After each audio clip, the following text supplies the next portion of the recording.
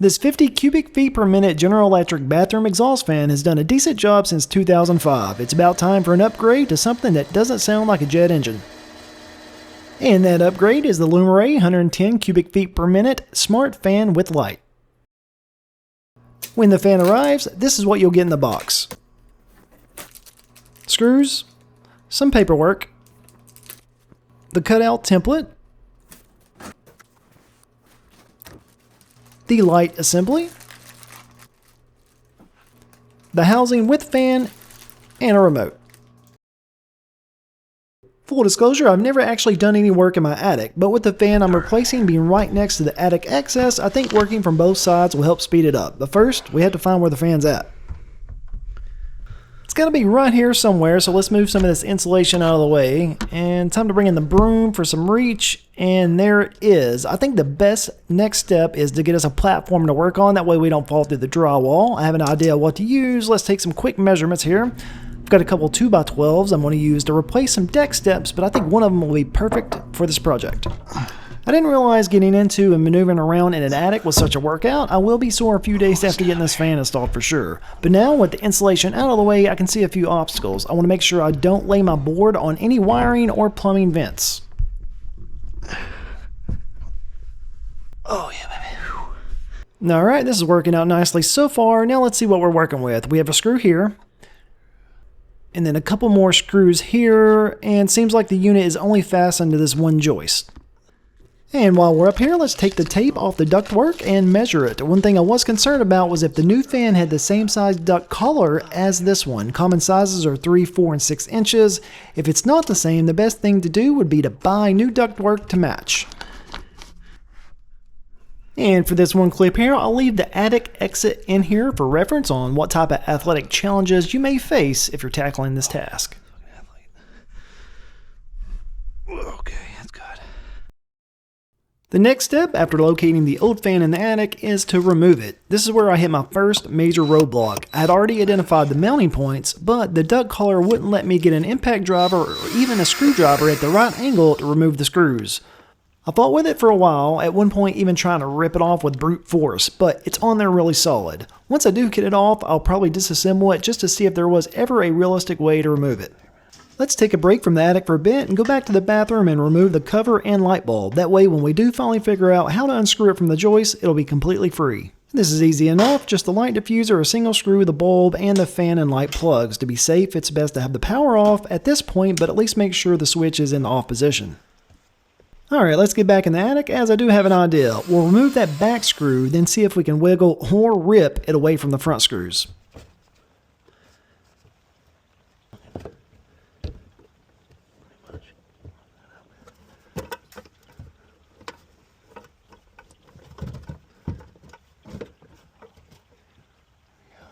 Alright, that finally worked. Now it seems the last thing we need to do to get the old fan out of here is disconnect the wiring. To do that, we'll first make sure the breaker's off, which it already is. Then we'll remove the fan assembly from the housing so we can get access to the wiring and disconnect it.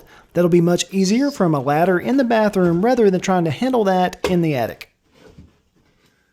The fan assembly is held in by a screw on one side, then the other side uses tabs that sits in grooves which release once you pull down the side with the screw in it after it's removed. It's a little harder to do now that the fan is free from the joist, but it's still a pretty easy task. With the fan assembly out, we can now move on to disconnecting the wires. I'm not an electrician, so even with the breaker off, I use a non-contact sensor just to be sure before I touch any wires.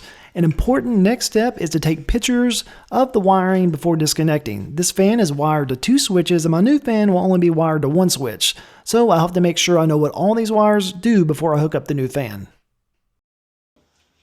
Now that I have my picture and a good idea of what each wire does, time to undo these wire nuts and figure out how to get these wires out of the box so we can remove it. That part was pretty easy, but figuring out how to remove a cable connector for the first time wasn't so obvious. I couldn't find any videos showing how to do it, so I just went for it. I used pliers to squeeze the connector and push it from the inside out, and that worked.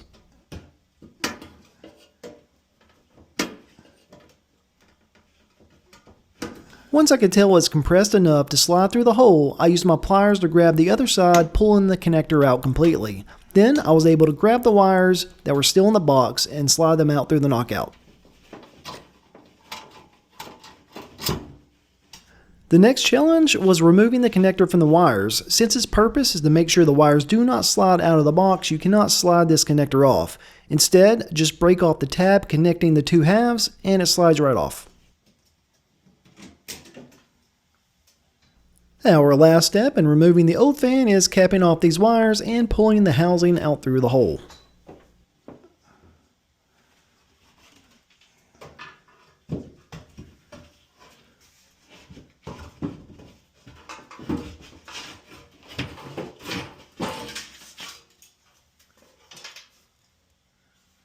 The new fan is quite a bit larger than the old one, so we have to increase the size of the opening. I wasn't exactly thrilled about that because once you start cutting there's no going back, but no guts, no glory.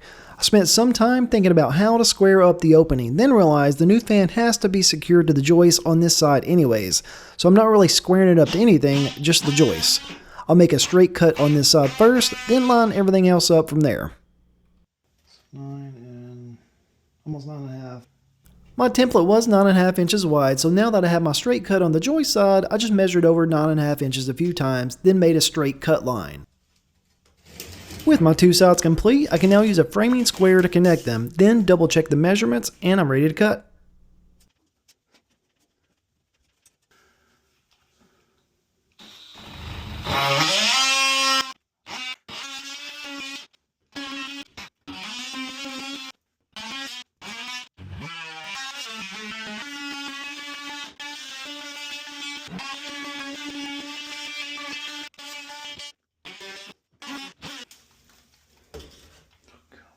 Alright, definitely no going back from here. Now let's check the hole with the template to see how close we are.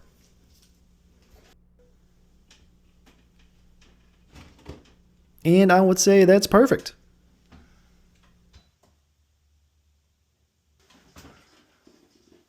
Now it's time for a test fit to see if we need to make any adjustments. The key here is to feed the duct collar in first and push that side tight.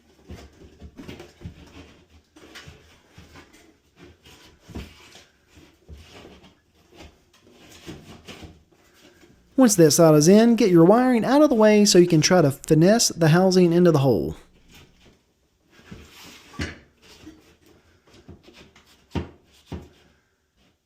In my case, it's not going. It looks like we need to increase the hole by at least a ½ inch. One thing I was concerned about was when I check it flush like this, it's perfectly sized. Cutting off any more is going to require the light fixture cover to cover up some of the opening.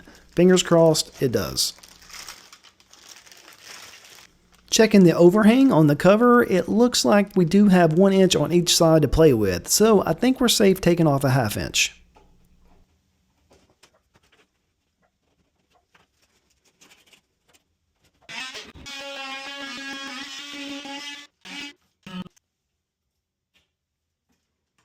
Alright, and with that ½ inch removed, our fan does go in the hole. We can see with the fan in there, it's slightly bigger than the housing lip. The light cover will have to help us out there.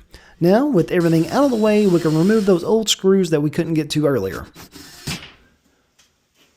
This new fan does come with screw knockouts on the inside of the housing in case that's how you need to install it. I'll use a punch to knock them out on this one side and we are ready to screw it in. I'll be using two 1 5/8 inch deck screws with a T25 head to help prevent stripping.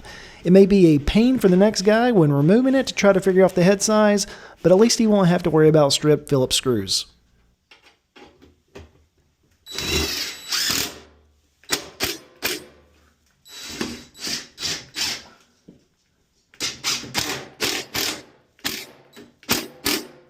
And that is extremely satisfying, finally getting this secured in the hole. Now let's get the light cover plate on and see how it looks before we start hooking up the electrical and the ductwork.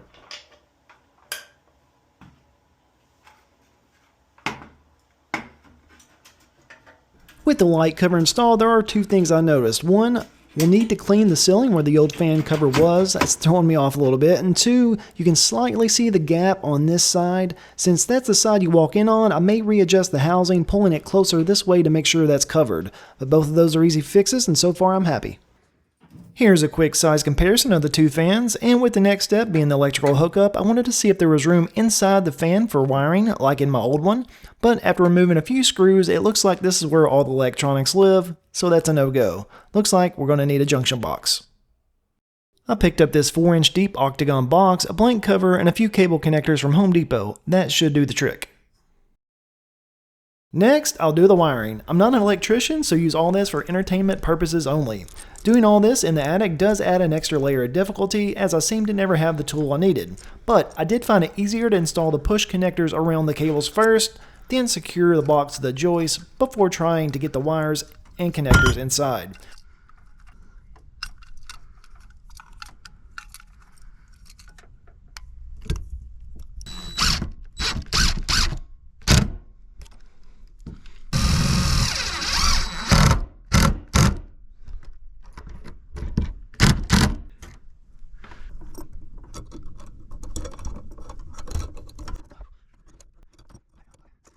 Once inside, it was white to white, black to black, and ground to ground. The red wire was an extra hot from my other switch that I'll just cap off. I may use it later for a light above the shower. One thing I didn't do here that I'll have to go up and fix later is grounding the junction box. I didn't have an extra wire and screw to do that, so once I pick that up, I'll get that done. One tip here is make sure you have the screws on the push connectors in the direction that you can easily get to. I put this one in so that the screws were facing away from me, which made it difficult to see what I was doing. And at this angle in the attic, it was almost impossible to pull the connector out and start over. For the shipping process, the manufacturer does put tape over the backdraft damper to prevent it from flopping around and damaging itself. Make sure you take this tape off before connecting the ductwork. It's best to use HVAC foil tape when connecting the ductwork to the fan, but it was $20 a roll at Home Depot and I had some regular duct tape in the basement, so I went with that. But as you could tell during the uninstall of the old one, that stuff can dry out easily, become brittle, and that risks breaking free over time, so keep that in mind.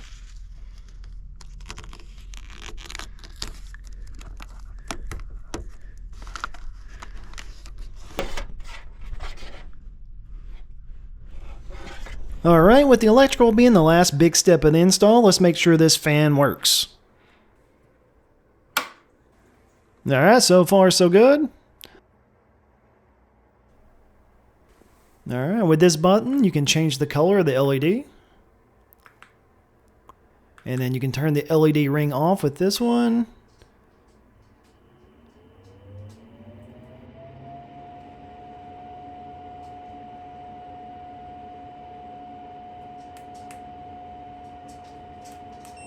And wow, I cannot believe how quiet that fan is compared to the old one. But that does conclude the video. If it helped, please think about hitting the like button and subscribing to the channel. We'll see you on the next one.